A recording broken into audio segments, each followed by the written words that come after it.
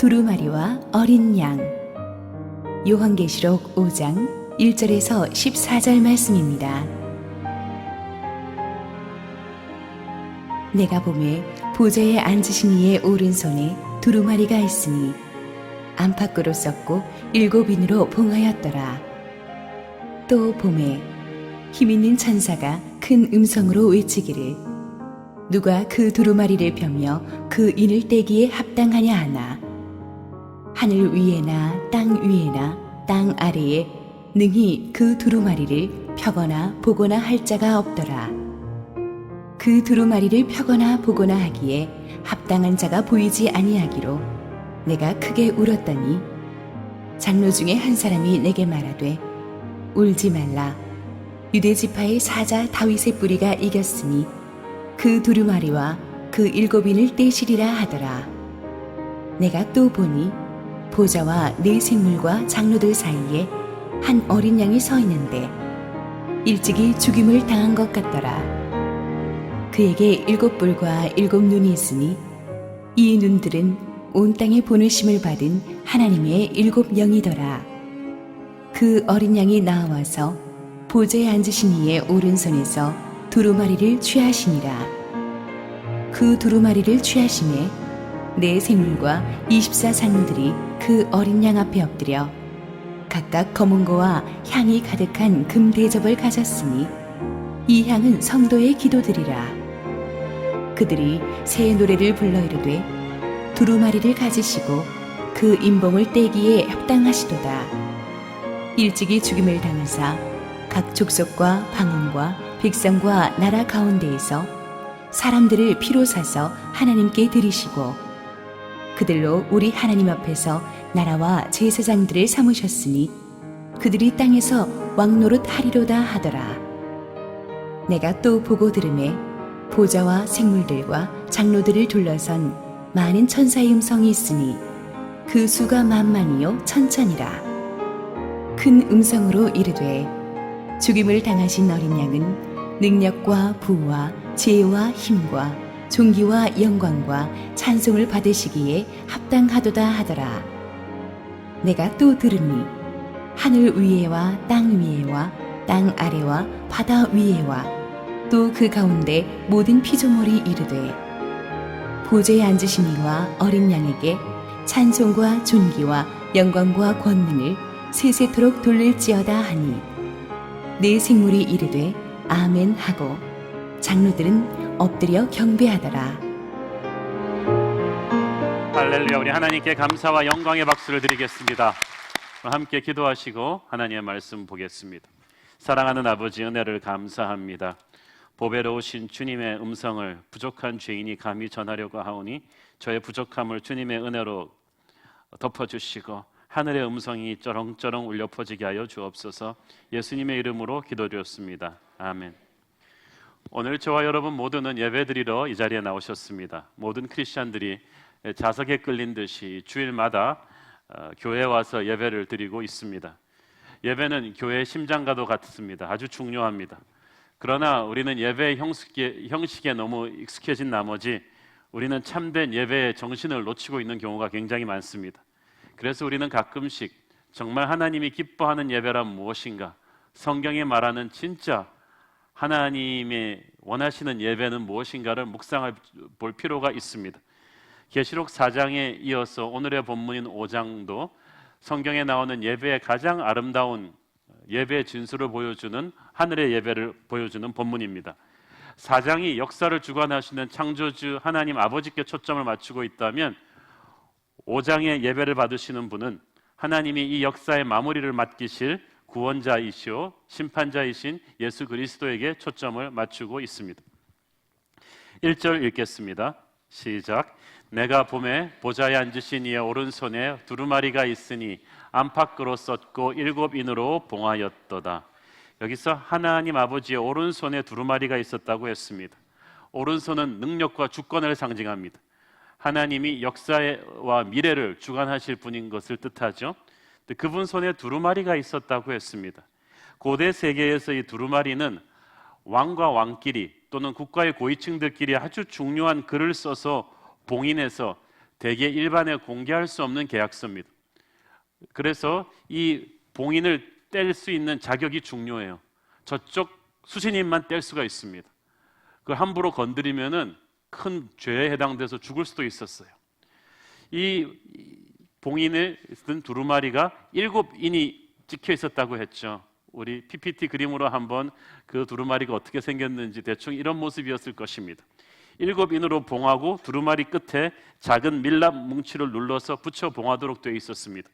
보통 인을 하나를 쳐서 봉하는데 7인을 쳤다는 것은 이것이 엄청나게 중요한 문서라는 것을 뜻합니다. 그 비밀이 얼마나 크고 깊은 것인가를 강조하는 거죠. 이 두루마리에 담긴 내용이 계시록에서는 이 5장에서는 잘 공개되어 있지 않지만 구약의 에스겔 선지자도 이와 비슷한 두루마리를 받은 적이 있습니다. 에스겔서 2장 9절 10절 보겠습니다. 시작. 내가 보니 보라 한 손이 나를 향하여 펴지고 보라 그 안에 두루마리 책이 있더라. 그가 그것을 내 앞에 펴시니 그 안팎에 글이 있는데 그 위에 애가와 애곡과 재앙의 말이 기록되었더라. 애가와 애곡이라는 말은 무슨 말입니까? 슬픔의 노래입니다. 슬픔의 시입니다. 그리고 이 땅에 몰려올 재앙을 가리킨 것입니다. 즉 이 두루마리는 장차 인류 역사에 임할 환난과 심판의 내용들을 담고 있습니다. 그러면 계시록은 굉장히 심판의 내용을 담고 있는 어두운 책인가? 꼭 그렇지는 않습니다. 이 심판의 대상이 우리가 아니고 하나님을 거역한 이 세상 권세입니다. 하나님의 교회를 핍박하고 있는 어둠의 권세를 심판하시는 것입니다. 이 심판이 있어야 새하늘과 새 땅이 열리고 하나님의 백성들이 구원받을 수가 있습니다. 그래서 이 계시록에 보면은 심판과 구원의 이 밸런스가 꼭 같이 갑니다. 정의로우신 하나님께서 죄로 물든 세상을 심판하셔야 새하늘과 새 땅이 열립니다.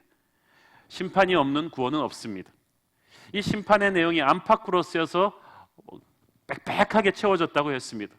그러니까 하나님께서 이 역사의 모든 이벤트 하나하나를 아주 치밀하게 촘촘하게 주관하고 계시다는 것입니다. 우연히 터지는 사건 아무것도 없습니다.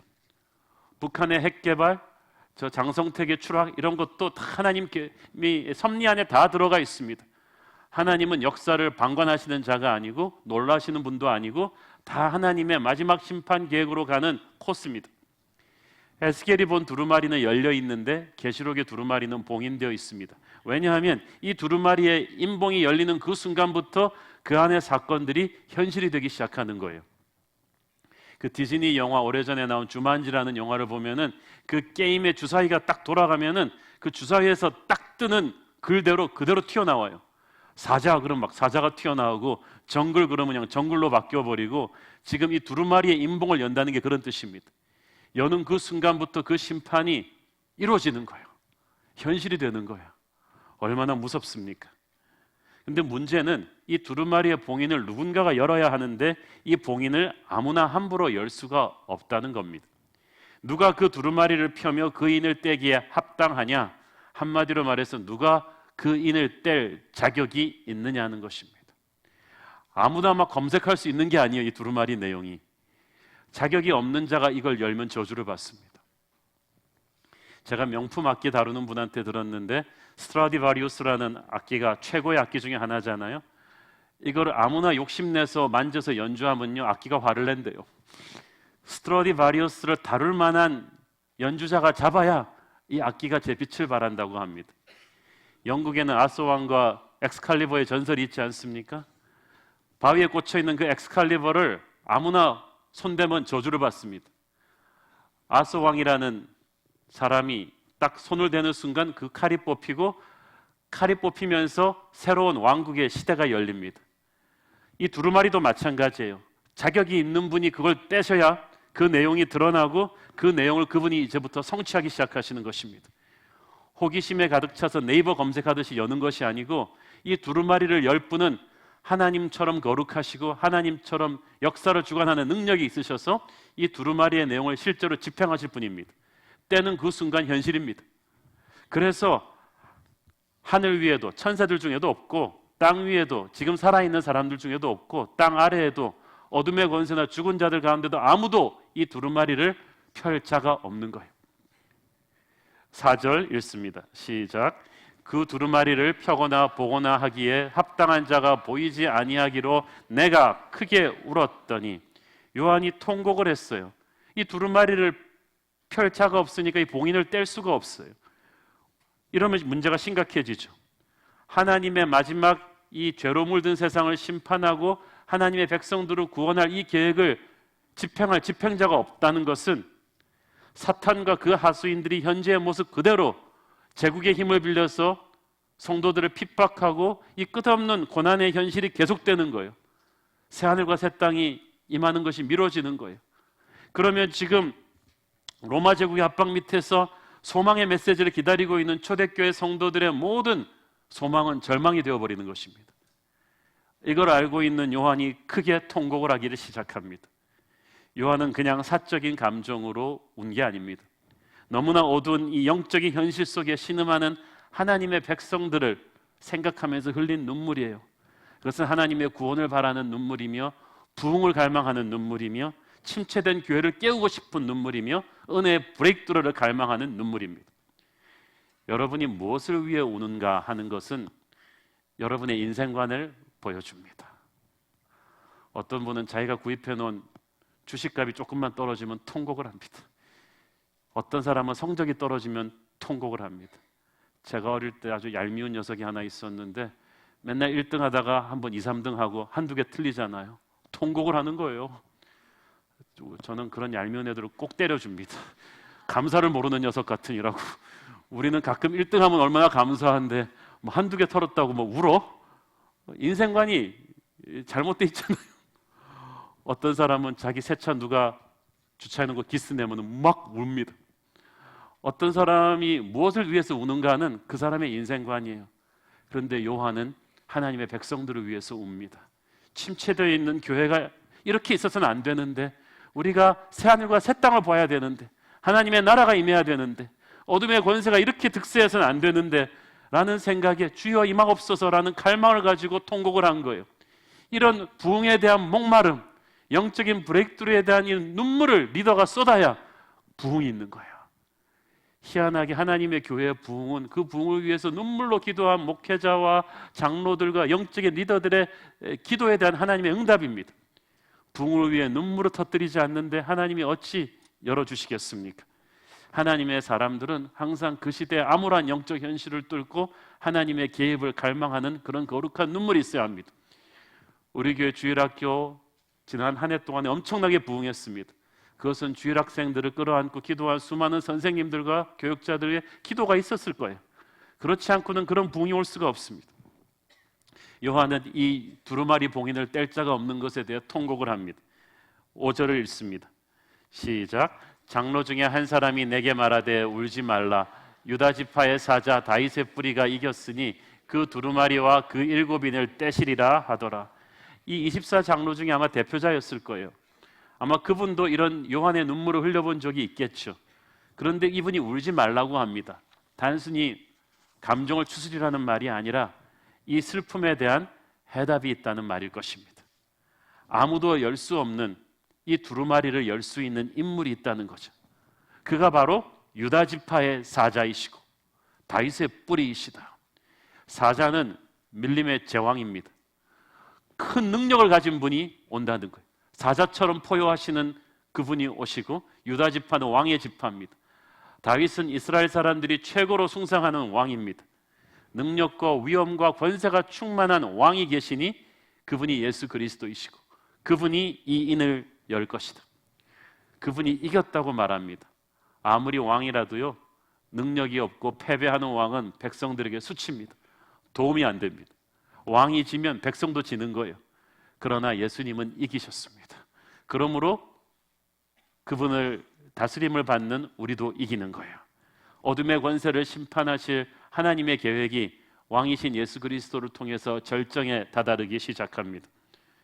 자, 6절을 보면 이 유다의 사자로 표현된 주님이 어린 양의 모습으로 본격적으로 무대에 등장합니다. 6절 읽으시겠습니다. 시작. 내가 또 보니 보좌와 내 생물과 장로들 사이에 한 어린 양이 서 있는데 일찍이 죽임을 당한 것 같더라. 그에게 7뿔과 7 눈이 있으니 이 눈들은 온 땅에 보내심을 받은 하나님의 일곱 영이더라. 자, 보세요. 요한이 딱 보니까 일찍이 죽임을 당한 것 같더라. 이것은 십자가에 돌아가실 때 흘렸던 주님의 보혈의 흔적입니다. 요한은요, 12제자 가운데서도 주님의 십자가 바로 앞에까지 가서 십자가에서 돌아가신 주님을 60여 년 전에 목격했던 사람입니다. 요한은 딱 보고 알았어요. 십자가의 주님이시구나. 그 모습을 딱 본 거예요. 자, 이게 중요합니다. 이 대목이 중요한 것이 예수님의 십자가 죽음과 부활 사건이 마지막 날의 심판과 구원 계획을 열 수 있는 두루마리를 여는 열쇠입니다. 그것이 예수님이 이 두루마리를 열 수 있는 자격을 주는 거예요. 자, 그런데 이 어린 양에게는 십자가에서 돌아가신 이런 연약한 모습만 있는 것은 또 아니에요. 그에게 7뿔이 있었다고 했어요. 7은 완전 숫자고 뿔은 권세와 능력을 상징합니다. 그에게 절대적인 능력이 있었다는 거예요. 그리고 그에게 7눈이 있었다. 눈은 통찰력입니다. 절대적인 전지한 그 통찰력이 있었고 그것이 7영이었다고 했죠. 7영은 성령이에요. 예수님께서는 성령으로 온 땅에 충만하시면서 모든 것을 알고 계시는 그런 분이십니다. 그러니까 십자가에서 죽임당하신 어린 양 예수, 구원자 예수 그리스도의 모습과 무한한 능력과 통찰력을 가지신 다시 오실 심판주 예수 그리스도의 모습이 함께 겹쳐서 그 보좌에 앉아 계신 것입니다. 요한계시록을 이해할 때 예수님의 십자가를 통과하지 않으면 그 어린 양 예수 그리스도가 마지막 어둠의 권세를 심판할 능력의 주님이라는 그 공식을 연결시킬 수가 없습니다. 그래서 요한계시록의 시작은 십자가 예수님에서부터 시작하는 거예요. 7절을 계속 읽겠습니다. 시작. 그 어린 양이 나와서 보좌에 앉으신 이의 오른손에서 두루마리를 취하시니라. 두루마리를 집으셨다. 이게 아주 간결한 표현이지만 엄청난 사건입니다. 이제부터 엄청난 마지막 때의 역사가 시작되는 거예요. 어린 양의 대관식인데 형식적인 대관식이 아니라 이 두루마리를 잡으시는 그 순간부터 하늘 아버지께서 실제 인류 역사를 마무리할 능력과 권세를 부여하시는 거예요. 그리고 그 순간부터 인류 역사 마지막에 카운트다운이 딱 시작된 거예요. 초읽기 들어갔어요. 이 시간부터 예수님이 두루마리의 인봉을 하나하나 떼시면서 모든 심판의 사건들과 인류 마지막의 사건들이 폭풍처럼 일어나게 되는 것입니다. 그런데 그것들이 실제로 일어나기 전에 꼭 쉼표처럼 어린 양이 대관식에 오르면서 받으시는 예배의 모습이 나옵니다. 8절 읽겠습니다. 시작. 그 두루마리를 취하심에 내 생물과 24장로들이 그 어린 양 앞에 엎드려 각각 검은 거와 향이 가득한 금대접을 가졌으니 이 향은 성도의 기도드리라. 먼저 주변에 있던 내 생물은요 천사들 중에서 가장 높은 수룹입니다. 천사들의 톱입니다. 24장로는 신구약의 모든 구원받은 성도들의 대표자들입니다. 영적인 권위자들입니다. 그들이 사장에서 창조주 하나님께 드렸던 것과 똑같은 경배를 구원자 예수 그리스도께 드리고 있습니다. 특이한 점은 그들이 모두 향이 가득한 금대접을 들고 있는데 그 금대접 안에 뭐가 있었다고요? 성도의 기도들이 있었다. 할렐루야. 여러분의 기도가 다 어디로 갔는가 궁금하셨죠? 하나님이 내 기도 어디 서류 밑에 빠뜨리지 않으셨냐 궁금하셨죠? 하나님이 아무데나 천국에 먼지 쌓인 책상에 서류로 올라가 있는 게 아니라 하나님 보좌 앞에 있는 금대접으로 딱 들어가고 있어요. 중요한 건 성도의 기도가 올라간다는 게 중요합니다. 우리는 기도의 내용을 보죠. 저 집사님 기도 잘하는데 유창한데 그게 아니에요. 하나님은 누가 기도하는가를 보고 계세요. 저는 유창한 말 잘하는 사람의 프레젠테이션에 감동받지 않아요. 말도 안 돼도 우리 아들 말에 넘어가지 그 사람 말의 유창함에 설득되는 게 아니에요. 네가 누구냐가 중요합니다. 네가 말을 잘 못하고 다 표현 못해도 어린 양의 보혈의 피를 거듭난 나의 자녀냐 아니냐 그게 중요해요. 그래서 성도의 기도는 파워풀한 거예요. 하나님이 달콤하게 받으시는 천국의 향기와도 같습니다. 하나님이 좋은데 향기를 받으시는 거예요. 그래서 여러분이 아무리 짧게 기도해도 하나님은 그걸 향기롭게 받으세요. 우리 아이가 전화하면은 10대쯤 되면 애들이 무뚝뚝하잖아요.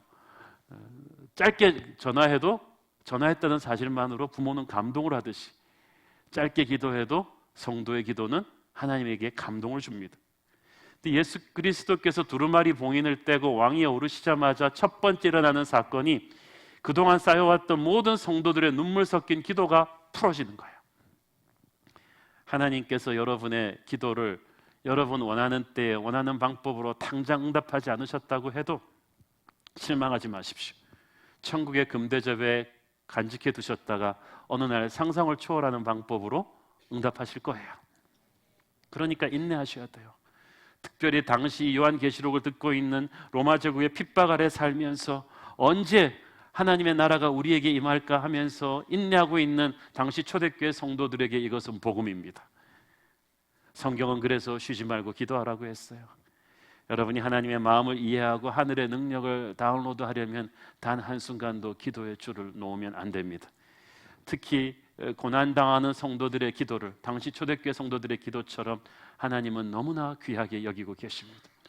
고난 속에서 하나님은 우리가 불평하지 말고 잡념에 빠지지 말고 우울해지지 말고 결사적으로 기도하라고 하십니다. 그것이 예배의 심장과도 같아요. 야고보서 5장 13절 시작. 너희 중에 고난당하는 자가 있느냐? 그는 기도할 것이요 즐거워하는 자가 있느냐? 그는 찬송할지니라. 그 예배에 뭐가 있어야 돼요? 기도와 찬송이 막 쌍두마차처럼 있어야 되는 거죠. 양펀치처럼 나오는 거예요. 여러분이 예배 드릴 때 정말 중요하게 드리는 제물은 기도입니다. 그래서 평소에 기도를 많이 한 사람이 주일에 예배할 땐 달라요. 저는 여러분이 교회에 예배하러 오시면서 그냥 졸린 눈을 부비면서 오지 마시고 차에서 운전하면서라도 교회 오기까지 기도하시길 바랍니다. 그날 그 예배가 달라질 거예요.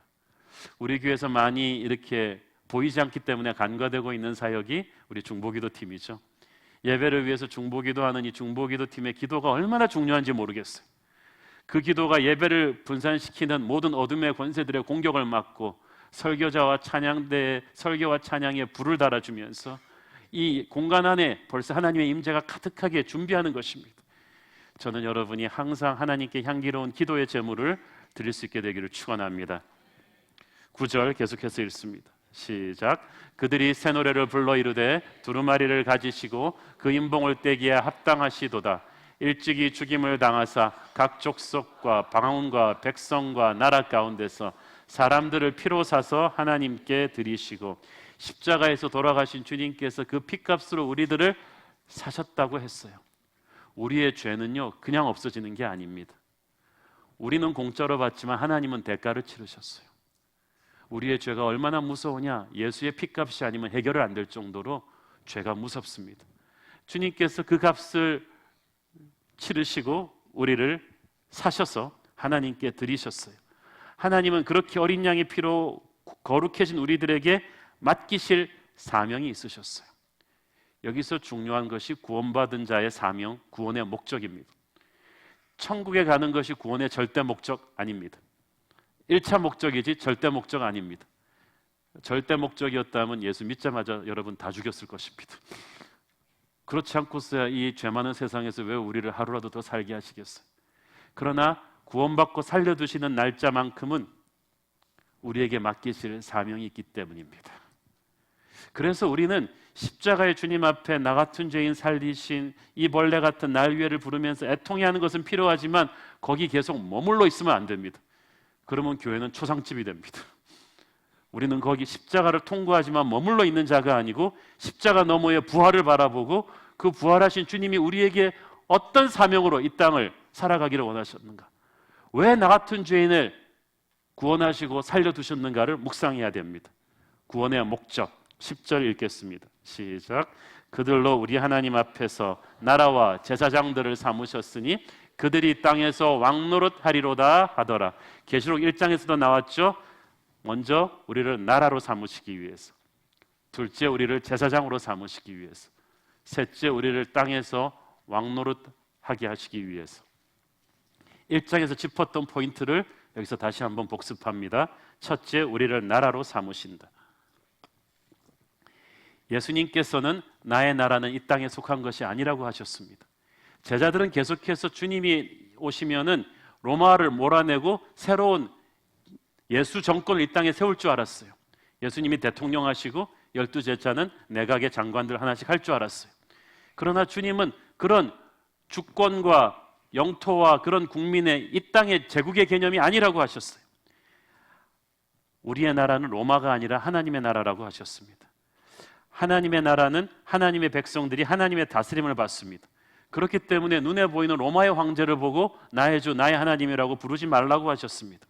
로마에서 출세하는 것에 그렇게 목숨 걸지 말라고 하셨습니다.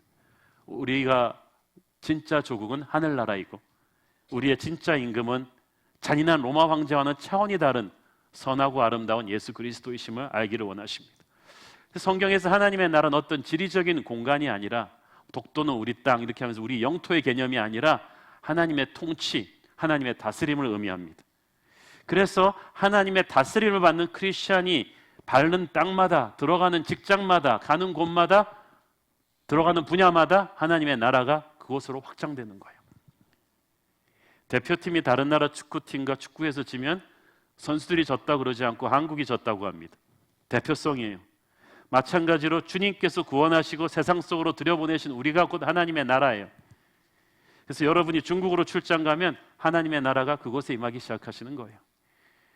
여러분이 탤런트 시험 쳐가지고 만약에 MBC에 탤런트로 입사했다고 하면 MBC에 하나님의 나라가 임하기 시작하는 것입니다. 여러분이 어떤 동네에 이사를 가면, 어떤 학교에 입학을 하면, 어느 대학교에 입학을 하면 그 대학교에 하나님의 나라가 임하기 시작하는 거예요. 하나님의 다스림을 순종하는 크리스찬 한 사람이 그 학교에, 그 동네에, 그 분야에, 그 동네에 산다는 것 자체가 엄청난 메시지예요. 영적 전쟁에서 노르만디 상륙작전이에요. 이 사탄은 기가 찰 노릇이 자기가 장악을 하고 있는데 확 들어오는 거예요. 하나님의 사람이 존재하는 것만으로도 얼마나 부담입니까? 메시 같은 선수는요, 부상 입었어도 그냥 나와 서 있기만 해도 부담입니다. 저쪽 팀에서 얼마나 부담인지 몰라요. 그래서 세상 권세 잡은 어둠의 권세들은요, 하나님의 백성들이 교회 밖에 나가서 어디에 있든지 싫습니다. 그냥 여러분이 어느 직장에 들어가도 싫어요. 왜냐하면 하나님의 나라가 임한 것이니까. 그래서 싫으니까 영적으로 공격합니다.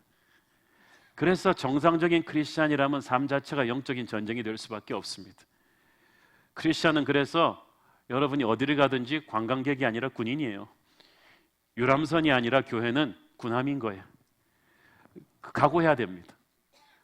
그래서 제가 드린 말씀이 있죠. 왕따는 왕 대신 주님을 따르는 자들이다. 세상 속에서 하나님의 백성으로 존재한다는 것 자체가 왕따당할 각오를 하는 것입니다. 세상에 왕따하면 씩 웃으십시오. 아, 내가 하나님의 백성 맞구나. 내가 하나님의 백성이 아니면 사탄이 그렇게 나를 몰아붙이지 않아요. 우리를 나라 삼으신 예수님께서는 둘째, 우리를 제사장 삼으십니다. 구약시대 때는 우리의 죄로 인해서 우리는 하나님께 직접 나가 예배드릴 수가 없었어요. 그래서 제사장이라는 중보자를 통해서 예배할 수 있었습니다. 그러나 주님께서 우리를 위해 돌아가신 뒤에는 그 담이 허물어지고 우리는 다이렉트로 주님을 예배하는 왕같은 제사장이 되었습니다. 제사장의 잡은 백성을 위해 중보하는 예배자입니다. 하나님이 우리를 제사장 삼으셨다는 것은 우리를 보내는 그 지역에서 우리가 그 지역, 그 사람들을 위한 예배하는 중보자가 되기를 원하시는 거예요. 여러분이 집안에서 처음 예수 믿는 사람이다. 그러면 여러분은 여러분 가문의 제사장이 되셔야 돼요. 여러분이 그 회사에 있다는 것은 그 회사를 위한 영적인 중보자가 되는 거예요. 그래서 제가 아는 전문 경영인 한 분은 그 회사 CEO로 취임한 다음에 직원이 300명인데 수첩을 놓고 아침마다 가서 손 얹고 중보기도 하는 거예요. 한 1시간 걸린대요. 그래서 1시간 일찍 출근을 하세요. 영적인 제사장이라는 걸 아는 거죠. 이 예수의 보혈로 거듭난 하나님의 자녀들이 드리는 이 제사장으로서의 영적인 예배가 너무나 중요합니다. 그 사람이 있느냐 없느냐에 따라서 그곳에 임할 하나님의 진노를 맡고 있는 거예요. 소돔과 고모라에는 그런 영적인 제사장 10명이 없어서 수십만의 인구가 전멸을 합니다. 그래서 한 사람의 고독한 예배, 고독한 기도 모임, 회사를 위해서 기도하는 모임, 이런 것들이 굉장히 중요한 거예요. 자부심을 가지십시오. 여러분으로 인해서 세상의 죄의 물결과 심판이 지금 홀드되고 있는 거예요. 반대로 이 사명을 우리가 제대로 감당하지 못하면 영적인 제사장이면서도 우리가 있는 가정을 위해서 기도하지 않고, 우리가 있는 회사를 위해서 기도하지 않고, 우리가 사는 나라를 위해서 기도하지 않으면 세상이 걷잡을 수 없는 타락과 혼란과 파멸의 길을 가게 됩니다. 나라가 망하는 것은 정치 경제가 잘못해서가 아니라 그 땅에 제사장으로 세우신 성도들이 타락했기 때문입니다. 기도하지 않고 세상과 똑같이 가십했기 때문이에요. 교회가 국민들의 양심과 도덕을 선도할 능력을 잃어버렸기 때문에 세상은 심판의 바다로 침몰해가는 것입니다. 미국이 저렇게 세계 최강대국으로서의 위상을 잃고 추락하는 것은 오바마가 정치 잘못해서가 아닙니다. 미국 교회가 타락했기 때문입니다. 독일의 히틀러 같은 인물이 나온 것은 독일이 정치 잘못해서가 아니라 19세기 독일 교회가 타락했기 때문입니다. 한국의 정치 경제의 문제에 해법을 쥐고 있는 것은 교회입니다. 한국 교회가 나라를 위한 제사장으로서의 기도의 자리로 돌아와야 합니다. 그것을 회복해야 이 나라가 바로 서는 거예요. 셋째로, 구원하신 우리를 땅에서 왕노릇하게 하실 것이다. 우리가 태초에 하나님이 우리를 이 땅을 다스릴 만물의 영장, 왕으로서의 권세를 주셨는데 우리가 죄에 무너지면서 왕권을 잃어버렸어요. 우리가 말해도 권위가 서질 않아요. 우리는 세상과 그때부터 싸우게 된 거예요. 만물을 다스리지 못하게 됐는데 어린 양 예수 그리스도의 피로 구원받으면서 잃어버렸던 우리의 권위를 회복시켜 주셨습니다. 그래서 하나님의 자녀는 나사렛 예수 이름으로 선포하고 기도하면 귀신이 떠나는 권위가 벌써부터 있어요. 권세가 있어요. 심판이 끝난 뒤 세워지는 새하늘과 새 땅에는 이 권세가 완전해질 거예요. 그때는 우리는 주님과 함께 영원히 왕노릇하게 될 것입니다. 이 얼마나 영광스러운 것입니까? 베드로전서 2장 9절 같이 읽겠습니다. 시작. 그러나 너희는 택하신 족속이요 왕같은 제사장들이요 거룩한 나라요 그의 소유가 된 백성이니 이는 너희를 어두운 데서 불러내어 그의 기이한 빛에 들어가게 하시니에 아름다운 덕을 선포하게 하려 하심이라. 여러분, 이 말씀을 듣는 계시록의 말씀과 똑같은 이 베드로전서의 말씀을 듣는 초대교회 성도들의 심정이 어땠을까요? 이때 초대교회 성도들은 지금 자존감이 바닥을 기고 있습니다. 예수 믿기 때문에 이들은 직장도 잃어버리고, 로마 황제가 나에게 숭배하지 않는 너희들은 로마 사람 아니야 그러면서 나라도 이 사람들을 집시처럼 내버렸고, 예수 믿기 때문에 너무나 가난하게 밥도 못 먹고 피쩍 마른 몸으로 옷을 입고 병들고 자기의 자녀들은 학교 가서 왕따 당하는, 예수 믿는 사람은 그냥 사회의 최하등 국민 취급하던 그때 자존감이 땅에 떨어져 있는 그 사람들, 교회 와서도 그냥 수척한 몸으로 눈물 흘리고 있는 그들에게 하나님이 주신 것은 복음입니다. 너희들은 왕같은 제사장이야, 거룩한 나라야, 나의 소유가 된 백성이야. 너희들은 기죽지 마라. 나의 아름다운 덕을 선전하면서 자랑스럽게 어깨를 펴고 살아. 이거예요. 오늘날은 어떻습니까? 오늘날 한국 교회 성도들에게 주는 말씀이기도 합니다. 우리는 예수 믿기 때문에 경제적인 불이익, 정치적인 불이익을 당하지는 않지만 지금 우리는 전무후무한 안티 기독교 분위기의 세상 속에 살고 있습니다. 예수 믿는다고 하면은 세상 사람들이 막 공격하고 핍박하는 그런 시대에 살고 있습니다. 그러나 여러분, 위축되지 마십시오. 물론 빌미를 제공한 한국교회 부끄러운 크리스천 교회들의 모습이 있었습니다. 그러나 어글리 코리안이 있다고 해서 코리아 자체가 문제가 될 수는 없듯이, 하나님의 말씀대로 살지 못한 크리스천 교회들이 있다고 해서 그리스도가 잘못된 것은 아닙니다. 여러분은 그래서 세상 앞에서 우리가 다시 한번 회개할 것은 하나님 앞에서 하지만 위축되지 마십시오. 우리가 잘못한 거지 그리스도가 잘못된 거 아닙니다. 하나님의 교회가 잘못된 거 아닙니다. 저는 한국 교회가 하나님 앞에서 회개하고 각성할지언정 세상 앞에서 다시 한번 권위와 자신감을 회복하기를 바랍니다.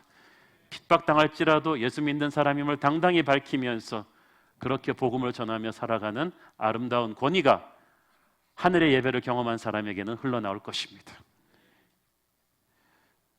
11절을 보십시오. 시작. 내가 또 보고 들음에 보좌와 생물들과 장로들을 둘러싼 많은 천사의 음성이 있으니 그 수가 만만이요 천천이라. 12절. 큰 음성으로 이르되 죽임을 당하신 어린 양은 능력과 부와 지혜와 힘과 존귀와 영광을 받기에 합당하시도다 하더라.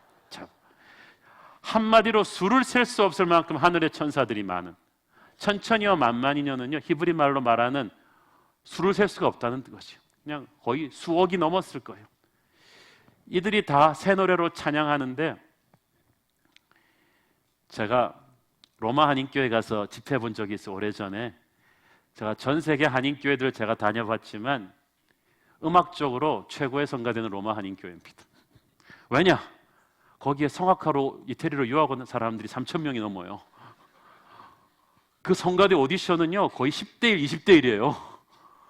그러니까 그 사람들이 한 80명 들어쳐서 쫙 부르면요, 물론 우리 성가대도 잘하지만 어쨌든 음악적으로 퍼펙트해요. 그 목사님은요 앉아서 밥 먹는데 90%를 자기 성가대 자랑만 하는 거지. 성가대가 너무 좋아요. 그런데 제가 생각해 봤어요. 야, 이 땅에서 음악 좀 한다 하는 사람들이 80명 부르는데도 이 정도인데, 천군 천사들은 절대 음감이죠, 그죠? 박자 안 틀리죠, 음정 안 틀리죠, 볼륨 스테레오 돌비 사운드 끝내주죠, 깨끗하죠. 이게 수억이 완벽한 음정과 박자로, 천사들은 한 사람 한 사람이 기본적으로 파바로티야. 부를 때 그 찬양이 얼마나 장엄할지 여러분 생각을 해보셨어요? 성가대 한번, 천국 성가대 한번 방문하고 와보시지 않으세요? 그런 감동이 있는 거예요. 그 찬송의 주제가 우리 죄를 속하려 죽임당하신 어린 양 예수 그리스도입니다. 그래서 그걸 딱 보는 순간에 수많은 찬송가들이 쏟아져 나온 거예요. 만입이 내게 있으면 그 입 다 가지고 그 은혜로운 사랑을 늘 찬송하겠네. 빛나고 높은 보좌와 그 위에 앉으신, 이런 찬송과 가사들이 다 어디서 나온 거예요? 계시록에서 나온 거예요. 이 천국의 찬양을 환상 속에서 꿈으로 핸델은 잠깐 보고 며칠 만에 그 장엄한 그 메시아 오라토리오를 써내려간 것입니다. 얼마나 놀랍습니까? 어린 양이 7인을 동안 두루마리를 취하시자마자 상황이 180도 바뀐 거예요. 요한의 슬픔과 불안감이 찬양의 예배로 바뀌어버려요. 그리고 이 찬양의 파도가 얼마나 엄청납니까? 8절 10절을 보면 처음에는 보좌 앞에 네 생물, 가장 고귀한 천사들이 부르더니 그 다음에는 모든 신구약 성도들의 대표인 24장로가 찬양하고, 그 다음에는 보좌를 옹이하고 있는 천천만만의 천사들이 찬양을 하더니, 우리가 읽지 않은 13절을 보면은 하늘과 땅의 모든 피조물이 갑자기 찬양을 부르기 시작하는 거예요. 그러니까 마치 눈사태 같아요. 그냥 막 도미노처럼 메아리 같아요.